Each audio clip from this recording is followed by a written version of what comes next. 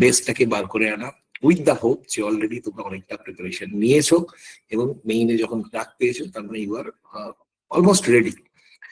এরপরে কিছু শর্টকামিংস সেটা তো থাকতেই পারে, but apart from that I am fully satisfied তোমাদের কাছ থেকে যা যা পেয়েছি। আমি একটি ছেলেকে, আমি এখানে নাম বলবো না, তার নাম করে আমি লিখেছিলাম যে অনেকটা সমৃদ্ধ হয়েছি sir, thank you so much.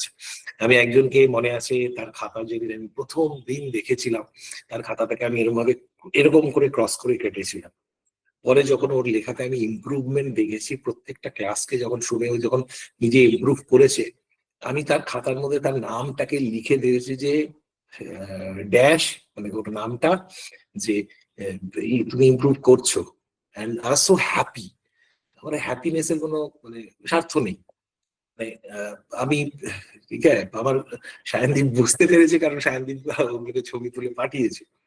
এবার আমার হ্যাপিনেস এর কোনো স্বার্থ নেই, ঠিক আছে, কারণ একটা পরীক্ষার থেকে এখানে যতজন আছে 120+, তার মধ্যে থেকে কতজন ক্লিয়ার করতে পারে? আমি তো চাবো 120 জনই পাক, ঠিক আছে, বাট তার মধ্যে কতজন পাবে? প্র্যাকটিক্যালি তো একটা পার্সেন্টেজ রয়েছে। বাট এই যে উন্নতিটা, এটা আমাকে অনেকটা মানে মোটিভেট করেছে, সমৃদ্ধ করেছে। সুতরাং that's the biggest thing for me.